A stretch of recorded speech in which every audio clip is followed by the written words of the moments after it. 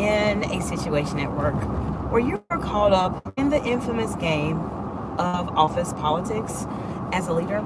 I know this can be really frustrating and challenging. And in this video, this is a question and answer. If you have any specific scenarios that you have navigated as it relates to office politics and you're wondering, well, how in the world do I get through this?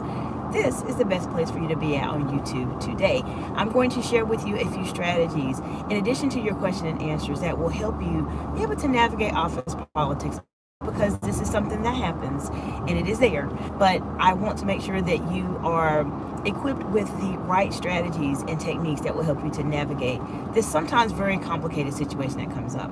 Now, this is a live video, therefore there typically is a point in time where the audience will join. Give me just a few moments so I can say hello to everyone, and then I'll share with you a couple strategies and then listen to your questions that you have as it relates to this topic. This is going to be a brief live, so I will go more into this in the evenings if I need to, and provide you with as much insight as I can. Now, office politics is something that many people struggle with, and I want to know from you, have you ever struggled with office politics? I would put both of my hands up if I was not driving a truck. I would, because this is so common, especially when you are a woman in leadership or if you are a man in leadership. This is something that happens quite a bit. Now, I do want to let you know that even though office politics is something that does come up, and it is there, and we do deal with it as leaders quite a bit, this is something that you can navigate. And I want to be able to provide you with some insight in terms of how you can go about doing that. The first, I would say, let me give you at least two to start with. These are two insights that will help you when you have this situation come up. The first insight, and I'll go into more detail on this in a moment, but one of the things I want to share with you is, if you're dealing with office politics, is that you can actually become very, very, very, very good at it. And you may be saying, well, I don't want to deal with politics.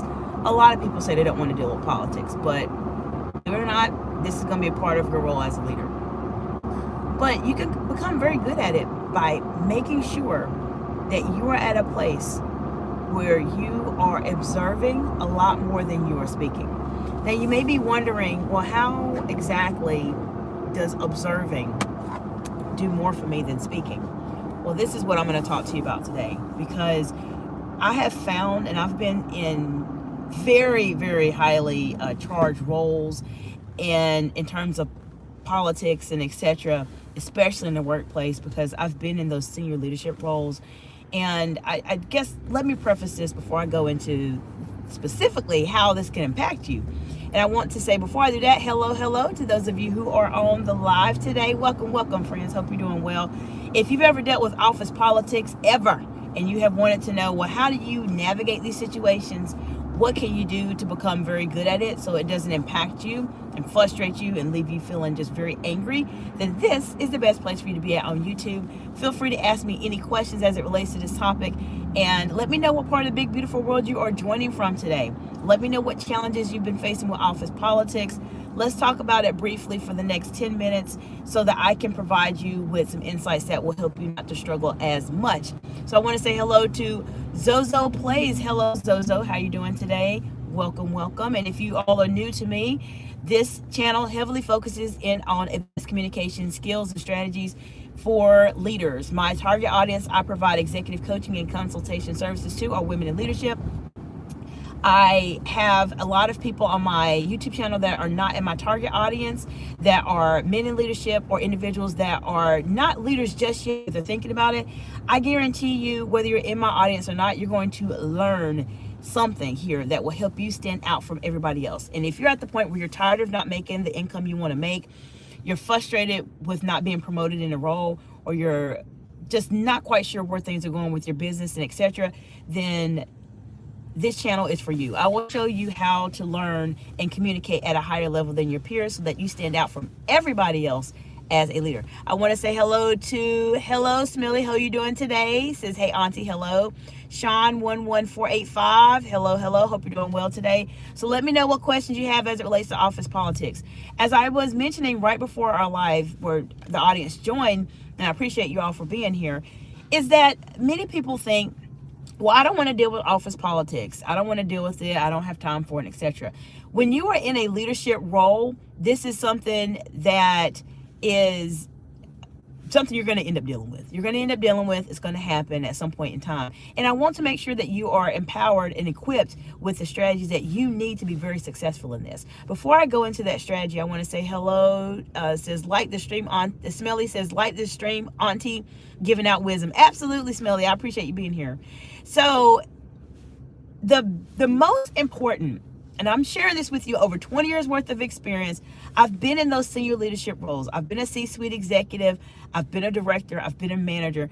And I will say I learned a lot more about this as a director and a C-suite executive because I dealt with different political leaders and a lot of politics and dynamics in those settings. Let me know if you've been in those roles also, or you've experienced office politics. But the most important strategy I will share with you as it relates to navigating office politics is that you have to learn how to observe and stay quiet. Why? Observing and listening will be the most important strategy for you to navigate office politics. Let me explain to you why. You would be surprised.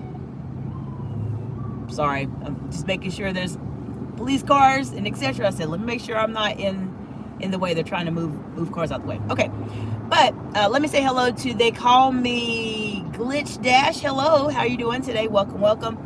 Now, as I mentioned a moment ago, the best way for you to navigate office politics is to observe and stay quiet. You will be surprised, and I'm sharing this as really a secret to you from over 20 years as a person in these very senior leadership roles and have dealt with this. You will be surprised how much you will learn from someone. You will learn who is communicating with who. You will learn what they are talking about, and etc. if you are simply observing them and what they are saying. Now, how many of you have ever dealt with office politics? Let me know on the live today, or if you happen to be watching the replay of this video, how many of you have dealt with office politics? Let me know, and let me know what happened exactly. But I will tell you that observing is going to be something that is critically important for you to do. I want to say hello to Leroy Romero, B5D. Hello, Leroy. How you doing today? And welcome. I have been able to find out who spends time with each other outside of work, who is communicating with each other about different topics, and what they are saying and what they're not saying, only by observing and listening. And if you happen to be a woman in leadership and you're in my direct audience, I provide executive coaching and consultation services too. You're welcome to take a look at my website at www.exciteexcellence.org. I have several products and services that can support you and help you on your journey to help you really go to that next level and deal with office politics. But if you take a moment and observe, it will help you. So let me give you an example that happened to a colleague of mine.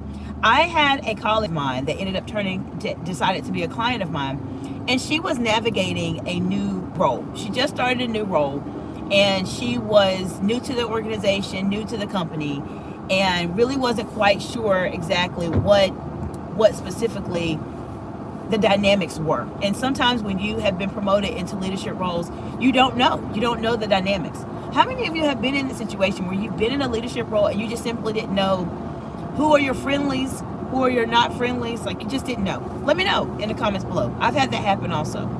And what happened to my client is that she started a new role. She was in a senior leadership level role. And she initially, when she started, everybody was very, very cordial, very, very friendly, very, very polite. But then over time, she noticed that the conversations changed. And the reason why she reached out to me, and why most people reach out to me, is that there's a problem. There's a problem, there's an issue. They're not quite sure how to navigate it. And she was telling me that I noticed that it just seems off. Like, the environment seems off. It seems like people are not as communicative as they were before. And it's making me feel uncomfortable. I don't know what dynamics are at play. I'm new to this role. I'm really struggling with how can I navigate this season even though I don't know what's going on. Now, what happened?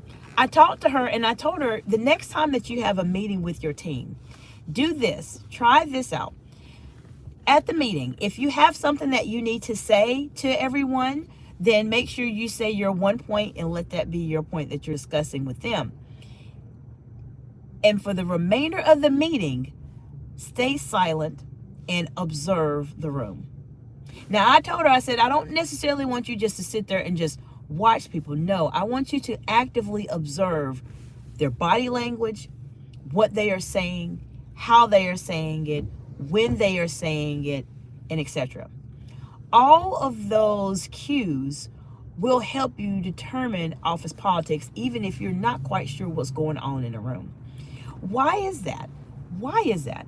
Because when people are in group settings, they act either the same way they do privately, or sometimes they act a bit differently. So if you happen to be in a situation where you are dealing with office politics as a woman in leadership, or perhaps you are a man in leadership, and you're not quite sure exactly what's going on, if you take a moment when you're in your next meeting as a leader, observe everyone's body language, what they're saying, what they're not saying, how they're saying it, when they're saying it, who they are looking at when they say it, that will tell you more than what you need to know about what's going on in your office. It will show you who are the individuals that are communicating with each other, what type of conversations they're having, what are some things that are left being not said that should be said, and etc. So what happened to my client? Let me share with you what happened to my client. So she took the recommendations that I shared with her in our executive coaching session. And what happened to her is that at this meeting, she did exactly as I mentioned. I said, make your one statement so that you're still providing value to the discussion, and just observe. What she found out is that she observed that when she talked about a specific project that was I would say a legacy project, something they've been working on for a long time, she was talking about the project. She noticed that there were a couple of people that looked at each other when she started talking about the project. Now, she didn't say anything bad about the project or anything challenging about the project. She just noticed that their eyes went to each other. So she informed me of that. So she noticed that when she talks about a specific project, that there are a few people that have something to say about it. Now, in this meeting, did those individuals say anything about the project? No, they didn't say anything about it, but she was able to observe and see that there obviously was something that was there about this project that she's working on that there needed to be an additional discussion on. Now, she also was able to learn that a couple of the coworkers were spending time with each other outside of work. Now, is there anything wrong with that? Of course not. There's nothing wrong with that. However, I will share with you, in the environments I've been in, when you have coworkers that spend a lot of time with each other outside of work, there is typically some type of dynamic, there's some type of relationship that they have built with each other. And I have found that not all of the time, but some of the time, that relationship outside of work goes right into the workplace. And there may be decisions that are made that are not on the best interest of the organization, but they are made because of the relationships that are going on outside of work. Now, I've also seen the opposite happen as well. I've seen situations where there are relationships outside of work. They travel their way back to work, and they make really good decisions on behalf of the organization. There's pros and cons to both, but I can say oftentimes that can lead to decisions not being made from the most unbiased way when it comes to being a leader. And that's just in my very humble opinion in terms of what I've experienced. Let me know if you've experienced anything differently. Let me know in the comments below. So I've shared with you the number one secret that will help you be able to navigate office politics. And if you're watching the replay and you have any questions, just let me know. I'm here to support you any way that I can. But the best way to start navigating, now let me preface this by saying there's many ways to navigate office politics. I'm only sharing with you the foundation first, the most fundamental skill you need to start using if you're dealing with office politics is to observe and listen.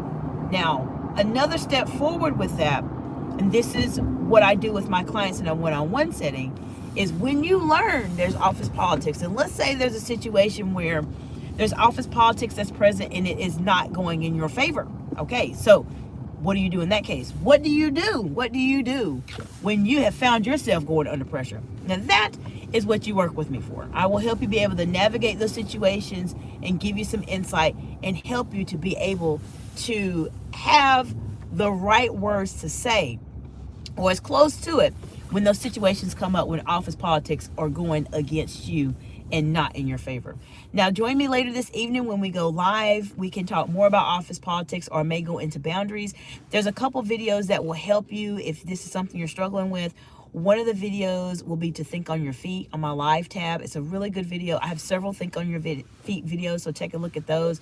And eye contact. That is a very important fundamental strategy you're going to need if you are navigating office politics. I hope this has been helpful to you all. I appreciate you so much for joining today, and I will see you in the next video. Bye for now.